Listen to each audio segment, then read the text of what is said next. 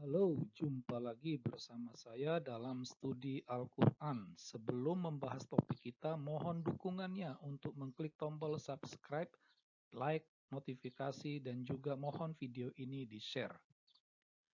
Pada studi kali ini, saya mau mengajak Anda untuk membaca ayat Al-Quran dengan logika. Jadi tidak hanya sekedar dengan menggunakan hati, tetapi kita gunakan juga dengan logika.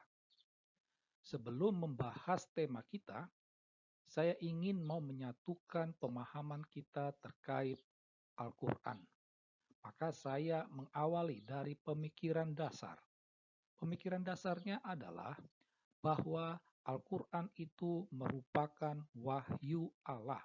Wahyu yang turun dari Allah Subhanahu wa Ta'ala. Karena itu, apa yang tertulis di dalam kitab Al-Quran itu diyakini sebagai kata-kata Allah. Karena Allah itu suci, maka kata-katanya juga adalah suci. Sehingga tidak heran umat Islam melihat Al-Quran itu sebagai sesuatu yang suci. Meleceh, menghina Al-Quran itu sama halnya dengan menghina Allah. Dan Allah sudah memberi perintah kepada umat Islam untuk membunuh orang yang melakukan itu. Ada dalam surah Al-Maidah ayat 33. Nah, jadi sekalipun Anda yang bukan Islam tidak setuju dengan dasar ini, dalam studi ini saya harap Anda pegang dulu pemikiran dasar ini. Nah, wahyu Allah ini disampaikan oleh Allah atau oleh Jibril kepada Muhammad.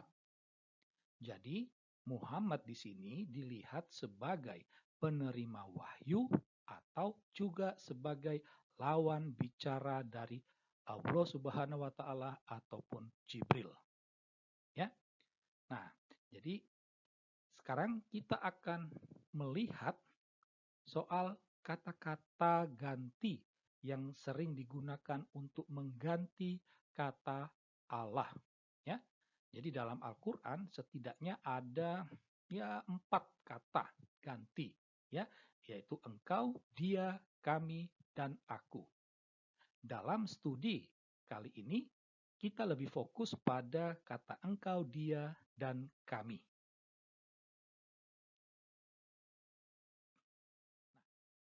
Kita lihat berangkat dari pemikiran dasar tadi, konteks Al-Quran itu semua ayat itu sama, yaitu Allah Subhanahu wa Ta'ala atau Jibril berbicara kepada Muhammad.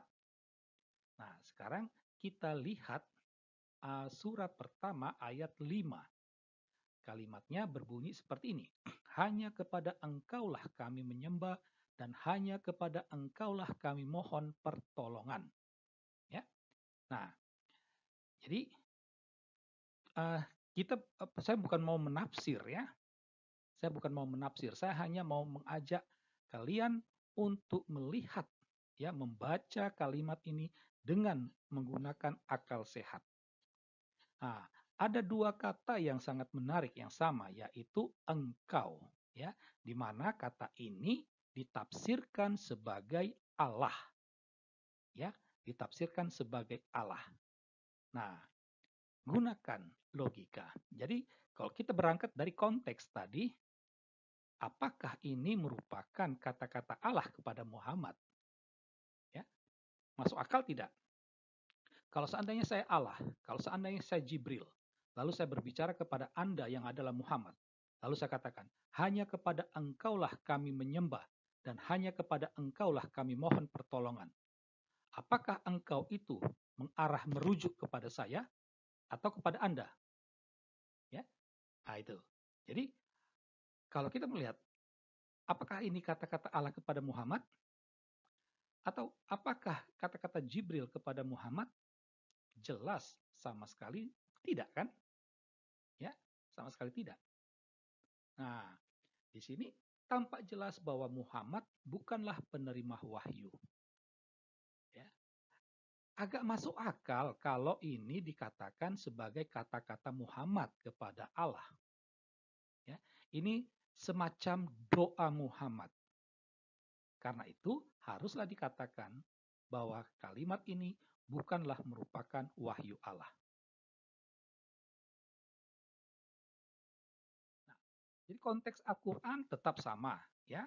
Sekarang kita lihat ayat yang berikut, ya, ayat surah ke-14 ayat 33. Dia telah menundukkan matahari dan bulan bagimu yang terus-menerus beredar. Kata yang menarik di sini adalah kata dia yang ditafsirkan sebagai Allah. Nah, ya, ini ditafsirkan sebagai Allah. Jadi kalau kita memperhatikan konteksnya, pertanyaannya, apakah kalimat di atas ini merupakan kata-kata Allah kepada Muhammad? Jadi kalau saya adalah Allah, lalu saya katakan kepada Anda Muhammad, dialah yang telah menundukkan matahari dan bulan. Apakah dia itu adalah saya? Bukan, dia itu adalah sosok yang lain. Tetapi sosok lain itu adalah Allah. Maka di sini Allah ada dua. Tapi jika dikatakan, apakah ini kalimat yang diucapkan oleh Jibril kepada Muhammad? Berarti dia itu Allah.